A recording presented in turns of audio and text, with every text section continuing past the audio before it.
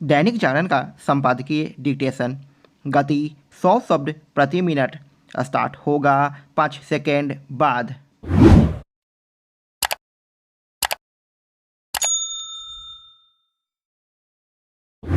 Start.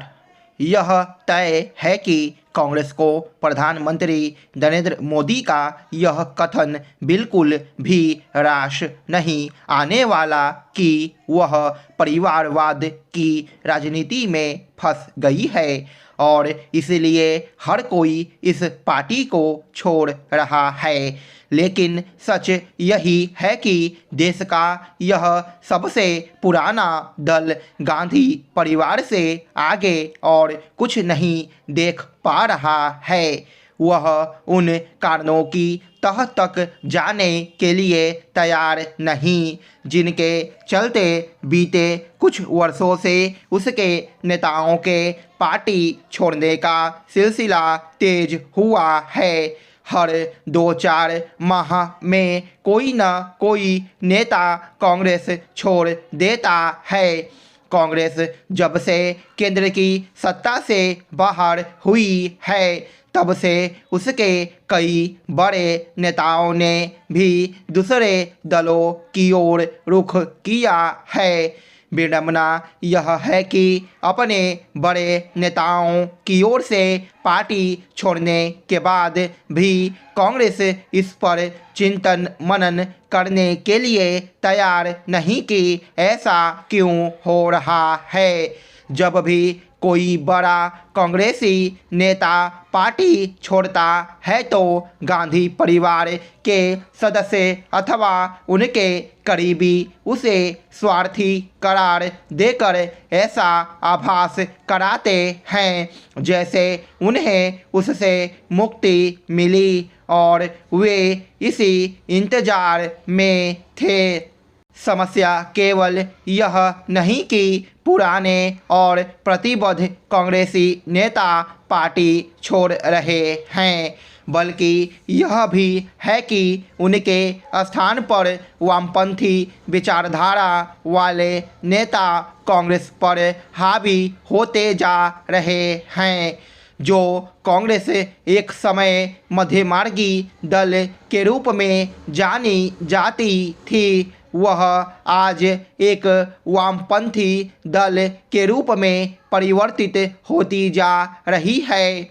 विकसित भारत विकसित राजस्थान कार्यक्रम को संबोधित करते हुए प्रधानमंत्री ने कांग्रेस को निशाने पर लेते हुए यह भी कहा कि उसका एकमात्र एजेंडा मोदी का विरोध, घोर विरोध करना और उन्हें गाली देना हो गया है।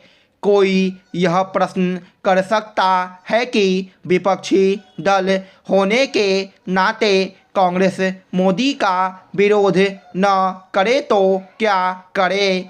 यह प्रश्न सही है लेकिन विरोध जब अंधविरोध की शक्ल ले लेता है तो वह अपनी रचनात्मकता और महत्ता खो देता है। कांग्रेस के साथ यही हो रहा है। वह विरोध के लिए विरोध की राजनीति पर चल रही है। ऐसा करते हुए वह कई बार मोदी विरोध और देश विरोध में अंतर करना भूल जाती है। इसकी अनदेखी नहीं की जा सकती कि कश्मीर के मामले में कांग्रेस के कई बयान ऐसे रहे जो न केवल चीन और पाकिस्तान को राश आने वाले थे बल्कि उनके जैसे ही थे। यह भी किसी से छिपा नहीं कि कांग्रेस मोदी सरकार की प्रत्येक नीति और कार्यक्रम का न केवल विरोध करती है बल्कि उनके गुण दोष की परख किए बिना उन्हें जन विरोधी भी करार देती है। इतना ही नहीं, राहुल गांधी तो यह भी साबित करने की कोशिश करते हैं कि मोदी सरकार का हर काम जनता को लूटकर चंद उद्योगपतियों की तिजोरियां भरने के लिए हो रहा है। मोदी सरकार को केंद्र की सत्ता से बेदखल करने के वादे और इरादे के साथ बना 2 दर्जन से भी ज़्यादा विपक्षी दलों का मोर्चा INDIA 7 महीने में ही बिखराव के कगार पर है। कभी इसके सूत्रधार कहे गए नीतीश कुमार फिर राजग में लौट आए हैं तो जयंत चौधरी भी उससे अलग हो गए।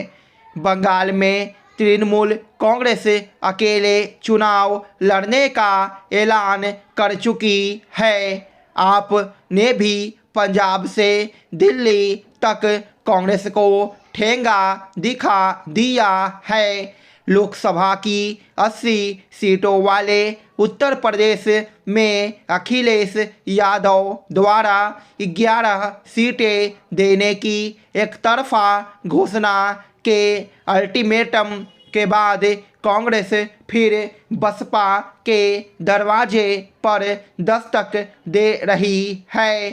जम्मू कश्मीर की बड़ी पार्टी नेशनल कॉन्फ्रेंस के अध्यक्ष फारूक अब्दुल्ला ने भी अकेले चुनाव लड़ने की बात कह दी है।